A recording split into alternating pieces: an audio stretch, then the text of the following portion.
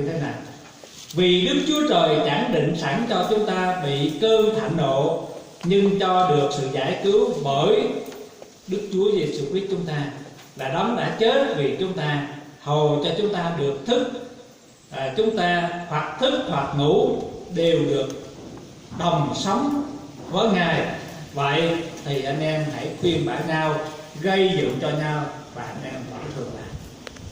Ở đây nói là cái kết quả. Kết quả ở đây như thế nào? Đức Chúa Trời định sẵn cho anh em.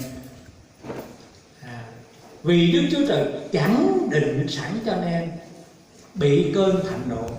Chẳng định sẵn có nghĩa là Chúa cho chúng ta được sự giải cứu. Chúa cho chúng ta được sự giải cứu, và cho chúng ta được giải cứu đó là đấng đã chết vì chúng ta, và Chúa cho chúng ta đồng sống với Ngài, có nghĩa là hưởng được cái sự sống đời đời. Ở trong hội thánh chúng ta gây dựng nhau, hội thánh chúng ta phát triển, thì khi Chúa Giêsu trở lại, đồng được cất lên để chúng ta ở với Chúa và ở với nhau rất là phước hạnh.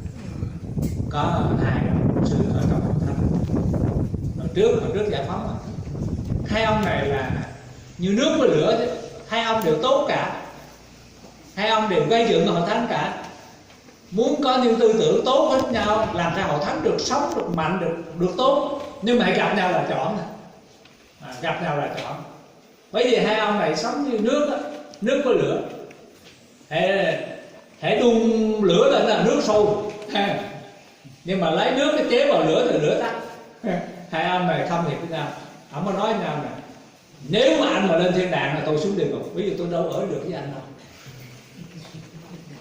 Mà giờ hai anh muốn ở thiên đàng hết làm sao?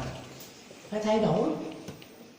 Chứ nếu hai một sự tốt hết mà ông ở thiên đàng thì ông kia phải ở địa ngục, mà không ông là ở địa ngục, ông kia ở thiên đàng, làm sao ở chung với nhau được? Cho nên chúng ta là người ở trong gia đình, là con cái của Chúa, muốn ở thiên đàng hết, cũng không ai muốn vào trong địa ngục cả. Thì chúng ta phải làm thế nào đó gây dựng và tốt với nhau. Có một cái câu chuyện kể vui là một tín đồ khi qua đời,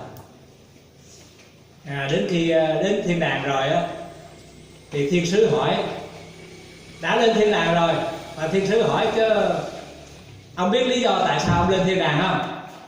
Ông nó biết chứ. Ông nói tại sao? Tôi ở đây á, cái tiêu chuẩn của thiên đàng nó là 1000 điểm mới được vào. Bây giờ ông làm gì đủ 1000 điểm mà nói tôi nghe kìa. Thứ nhất, tôi đi nhà thờ. Ông đi nhà thờ thì mà tốt, ông 100 điểm. Thứ hai, tôi dâng hiến tiền bạc để lo công việc nhà Chúa, thiên sứ này là tốt, 100 nữa là 200 điểm.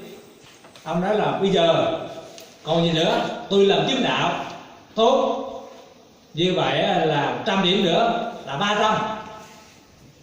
Ông nói còn gì nữa, không biết cái gì nữa. Rồi tìm cách nói đủ thế, nhiều lắm là được cái 500. Anh nói cũng như vậy làm sao được vào đây phải 1000 điểm chứ, có cái 500 làm sao vào được.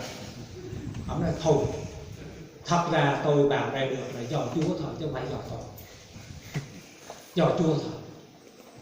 Thiên sứ thì cầu đó là đúng đó. Nếu mình lấy cái tư cách cá nhân riêng của mình thì không có thể vào thiên đàng được đâu. Nhưng mà bởi công ơn của Chúa. Ví dụ mình là một con người á, là không có thánh khiết, nhưng mà khi chúng ta tin nhận Chúa thì Chúa trao cái sự thánh khiết của Ngài cho chúng ta, thì chúng ta làm người thánh khiết. Cái thánh khiết của chúng ta có này không phải là của chúng ta, nhưng mà là của Chúa. Chúng ta là một con người không vâng lời, nhưng mà Đức Chúa Giêsu là đấng vâng lời. Cho nên khi chúng ta tin nhận Chúa thì chúng ta nhận cái sự vâng lời của Chúa cho chúng ta. Cho nên chúng ta là một con người vâng lời. Chúng ta không phải là người thánh khiết, nhưng mà Chúa cho thánh khiết thì chúng ta là con người thánh khiết. Chúng ta vốn là tội nhân nhưng mà trở nên thánh khiết, là một thánh là vì Chúa cho chúng ta. Cho nên trên thiên đàng không có tội, mà chúng ta được vào là vì mình là người không có tội. Tại sao mình không có tội? Là vì Chúa đã chịu chết đền tội chúng ta rồi, cho nên chúng ta không có tội. Cho nên ông đã nói là tôi vào đây được là do Chúa thôi, chứ tôi dù có làm bao nhiêu đi nữa là cũng không có đủ 1000 điểm đâu. Cho nên anh em ơi, chúng ta không có nhờ cậy vào cái bản thân của mình, không nhờ cậy vào công đức của mình, nhưng mà trước nhất mình nhờ cậy Chúa. Và biết rằng mình nhờ cậy Chúa thì mình không lên án anh em của mình, không trách móc anh em của mình, không đối đãi xấu với anh em của mình. Bởi vì tất cả chúng ta, dù mỗi người có mỗi cái cá tính khác nhau, nhưng mà chúng ta có một niềm tin Chúa. Đó là cái mẫu số chung đó.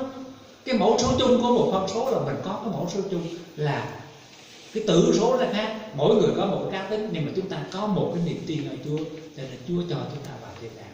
Vậy thì mình phải sống hòa thuận với nhau, hiệp một với nhau, để rồi chúng ta được bước vào thiên đàng của Chúa.